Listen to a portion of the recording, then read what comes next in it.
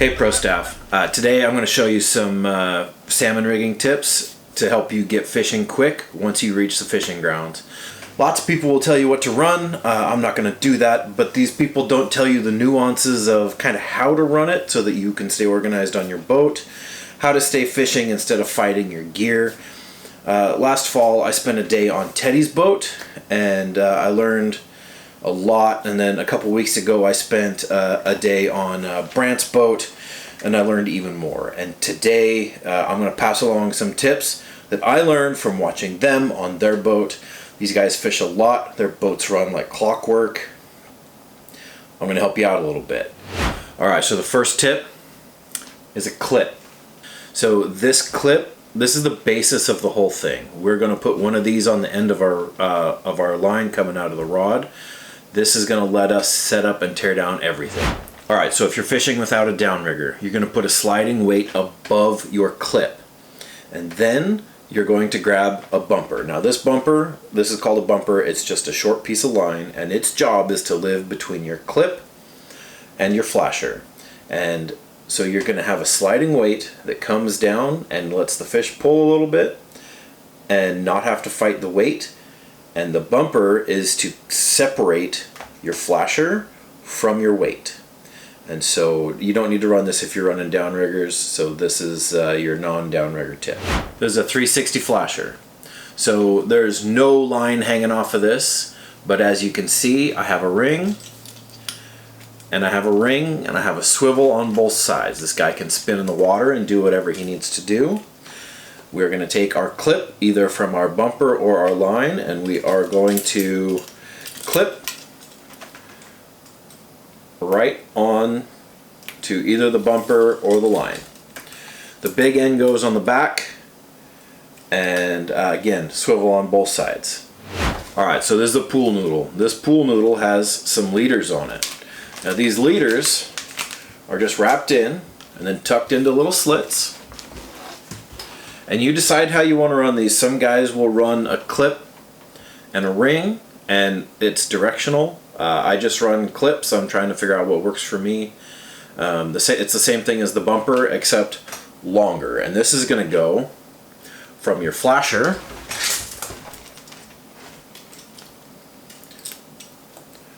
out to your hook. So we have a system that looks just like that. The Brad's mini cut plugs. These things are phenomenal, and I'm going to show you how to rig them. So we have 2 hooks. Check where you're fishing. You may be able to run 3. You may only be able to run 1. I run 2 barbless. They are spaced out about a finger or 2. And then I have a bobber stop, and this bobber stop is meant to make it adjustable. And so it will sit here and spin on the line, and then to keep that bobber stop from floating all the way up, I keep 2 beads, and then it goes up through the hook garage, out through this. I don't know why it's called the hook garage, but it is. And then I keep my leader coiled up like this, and it stays pretty nice in my tackle box. Everything has its own little slot. So this guy, you clip this on behind your flasher, and in here you pull the rubber band off. And in here, when you buy it, there's a little piece of foam, and you could put some scent on that foam. Or you could put tuna. And so what I learned from Brant and Teddy, again, is we're going to run some scented tuna. This is Salmon Sam's krill and anise. This is Procure herring oil. I don't know if these are the right products to use for the pros, but I'll tell you they worked. This, and then believe it or not, I took a tablespoon of garlic out of Mama's kitchen there. So then you take your tuna and you mix it up and you let it sit overnight. Squeeze this. This is tuna in oil, and you squeeze the oil out, and then you re-oil it back.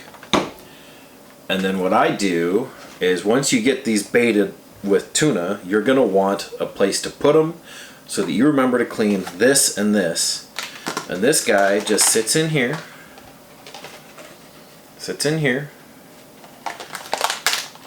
And I leave this leader dangling out. This is something I learned from Brant.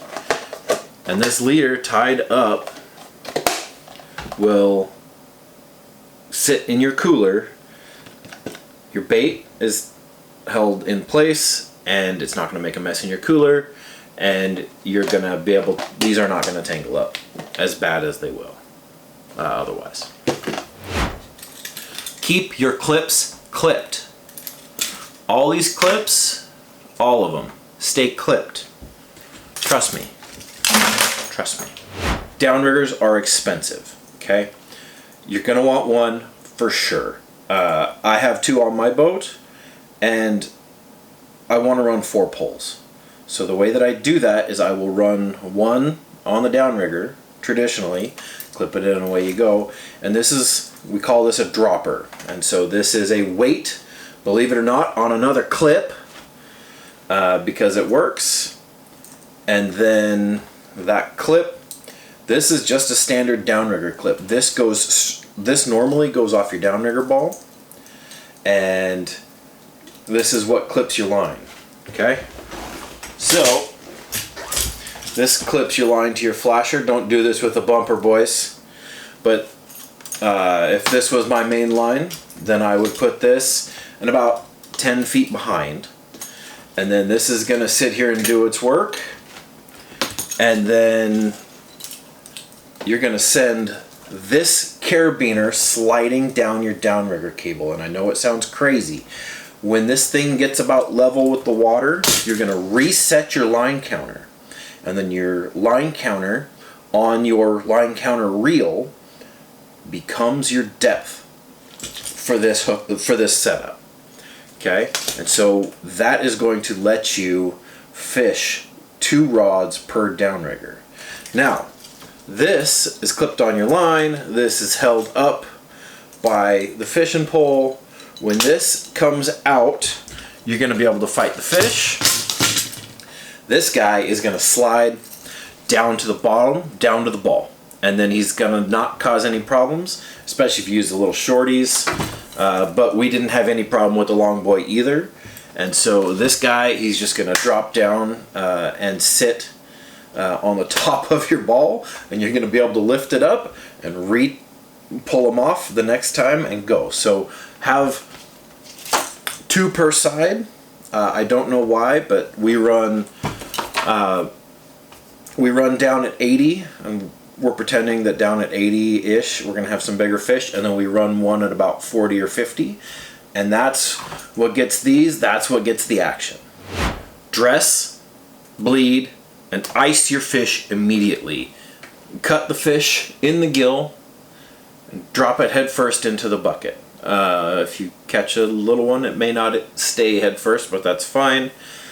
You're going to let it bleed for a while. Then you're going to take it, you're going to go stem to stern to stem, and you are going to pull out all the guts and the gills.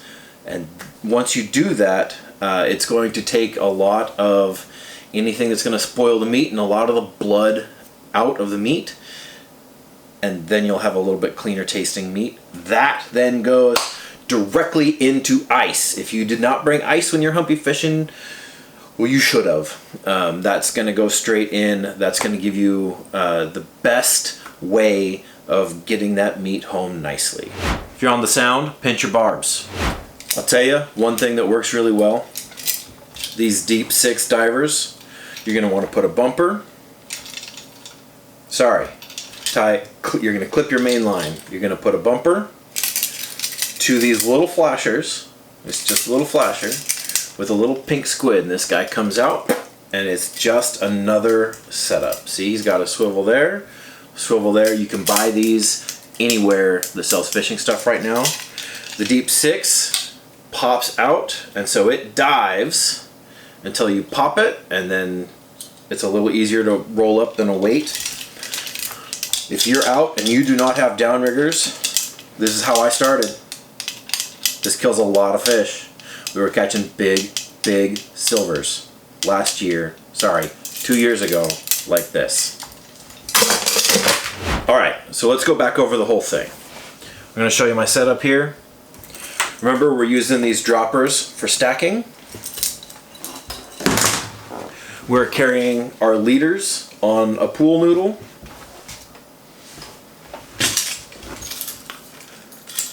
We're using these clips everywhere, either with bumpers or with leaders, and we're going to put this on both sides of our flasher, our very serious flasher that Teddy made up for us.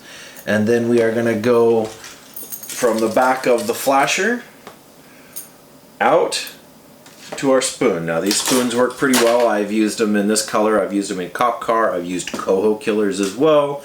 The pink hoochies with the white flasher, the humpy special, those things will slay. The I keep my brads tied up separately, and those brads mini cut plugs will not be using this leader. They have their own those Brad's mini cut plugs with the scented up herring. I'll tell you, that's what killed it last week, and that's the way we're starting. We're starting with 2 of the hot pink and 2 of the blackjack mini cut plugs. We're going to be running 2 of these very serious flashers. This guy, this crazy hologram, and I don't know what else yet. That's 3 of them, because that's all the very serious flashers I have. But that's what we're going to do. Go out, give them hell, catch some pinks. If you like this kind of stuff, like, comment, subscribe. Tell me what I missed. Tell me what else you do. Also, I just want to hear your success stories. Tell me how this stuff helped you. Tell me what I screwed up on, especially. What do you use for bait? Tell me, tell me, tell me. Subscribe. I'll see you on the next one. And bye, Mom. Final last tip. Pop your downrigger. Pop your downrigger. Pull your ball up. Let that whole flasher and bait come up to the top. When it comes up to the top, let it sit there a minute. That's how I caught my silver.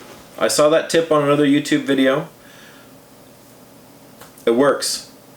Pop your downriggers, let them come up, pull your downrigger balls, put all your other crap away. Last thing, tear one pole at a time down, stay moving. You'll catch more fish.